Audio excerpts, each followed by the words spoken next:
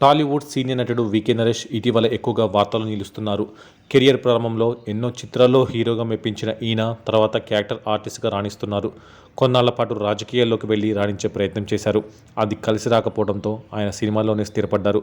ప్రస్తుతం వైవిధ్యమైన పాత్రలన్నింటినో నటిస్తూ మెప్పిస్తూ వస్తున్నారు.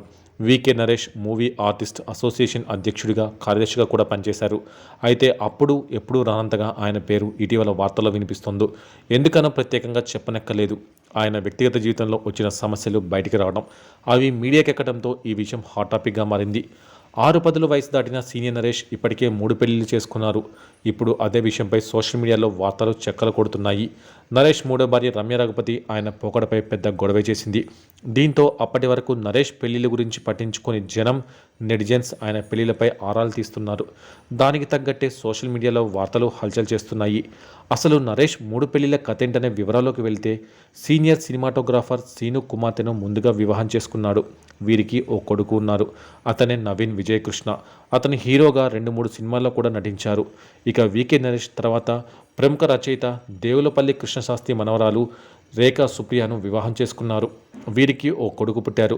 తర్వాత ఈమెతోనూ నరేష్ మనస్పర్ధలతో విడిపోయారు. తర్వాత కాంగ్రెస్ మాజీ మంత్రి రఘువీరారెడ్డి సోదరుడి కుమార్తె అయిన రమ్య రఘుపతిని పెళ్లి చేసుకున్నారు. వీరికి ఓ కొడుకు ఉన్నారు. అయితే నరేష్ తన మూడో భార్య అయిన రమ్య రఘుపతికి విడాకుల నోటీసులు కూడా పంపారు.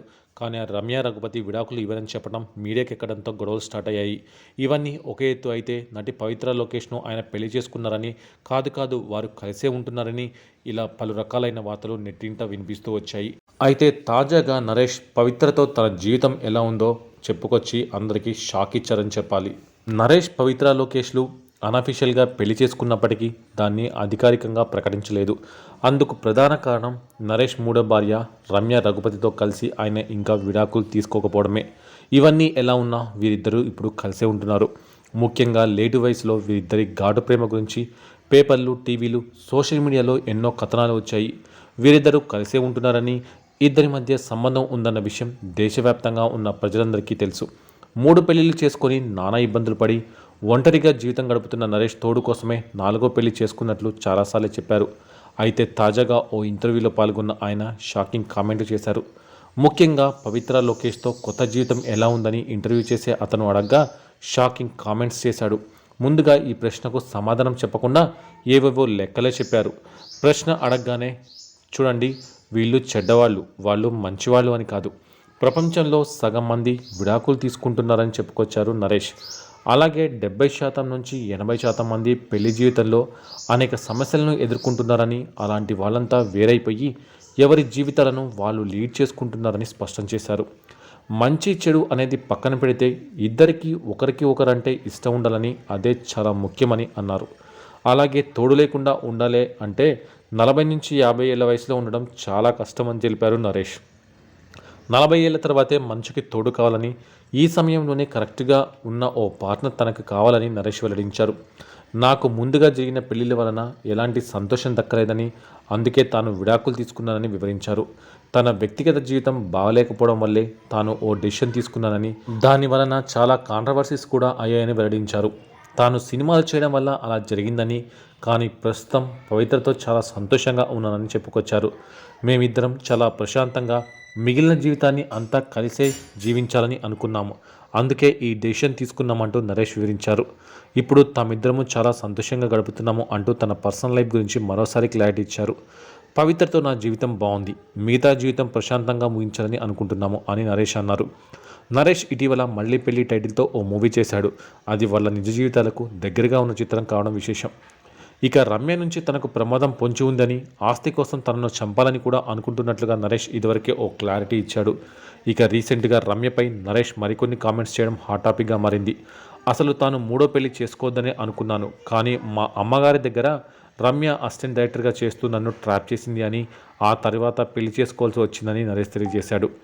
ఆమె ఎలాంటి బిజినెస్ చేసుకున్నా కూడా నేను ఆర్థికంగా చాలా సహాయం చేశాను. Fashion design, bakery, real estates ఇలా అన్ని తరహా బిజినెస్లు ట్రై చేశారు. అన్ని విషయాల్లో కూడా నేను సపోర్ట్గా ఉన్నాను. అయినప్పటికీ కూడా ఆమె నాతో ఏనాడు కూడా జీవితాన్ని పంచుకోలేదు. నెల రోజులు ఉంటే అందులో సగం రోజులు ఆమె గొడవలు, అలాగే బెంగళూరుకు వెళ్ళడం, ఇతర అనారోగ్య కారణాలతో మరికొన్ని రోజులు ఒంటరిగా ఉండడం, ఇదే సరిపోయింది. కానీ ఏనాడు నన్ను పట్టించుకుంది లేదు అని నరేష్ తెలియజేశాడు. నా గురించి ఈరోజు ఎన్నెన్నో కామెంట్స్ చేస్తుంది, కానీ ఆమె గురించి నేను చెబితే దారుణంగా ఉంటుంది. ఆమె సోదరి పెళ్లి రోజు బిల్డింగ్ పైన ముంబై నుంచి క్యాబరే డ్యాన్సర్ తీసుకొచ్చి బట్టలు లేకుండా న్యూడ్గా డ్యాన్సులు చేయించిన సందర్భాలు ఉన్నాయి. ఫుల్గా తాగేసి కింద పడిపోయింది. అప్పుడు వాళ్ళ అమ్మ సోదరి కూడా అక్కడే ఉన్నారు. వాళ్ళు ఎంతగానో కంగారు పడ్డారు. అప్పుడే నాకు చాలా అసహనం వేసింది. కానీ వాళ్ళ అమ్మ సోదరి ఇద్దరు రమ్య అలాంటి పని మళ్ళీ చేయదని ఒట్టు కూడా వేయించుకున్నారు. ఇక బాబు పుట్టిన తర్వాత మరికొన్ని రోజులకే ఆమె మళ్ళీ కొత్త తరహా పోకడలకు వెళ్ళింది. నాకు ప్రతి విషయంలో కూడా విసుగొచ్చేసింది. చివరికి మా అమ్మ ఆమెకు ఫోన్ చేసి నా కొడుకును నువ్వు చూసుకుంటే చాలు అని ఎన్నో విధాలుగా చెప్పింది అని నరేష్ అన్నారు. రమ్య ఈరోజు ఎన్నో విషయాలు నా గురించి చెప్తుంది, కానీ నేను చెప్తే మాత్రం బాగుండదు. నేను ఒక వ్యక్తిత్వం గల మనిషిని, హద్దులు దాటి మాట్లాడను. నేను ఏంటో జనాలకు తెలుసు కాబట్టి ఇంతటితో ఈ గొడవలు వదిలేయండి. నాకు విడాకులు కావాల్సిందే.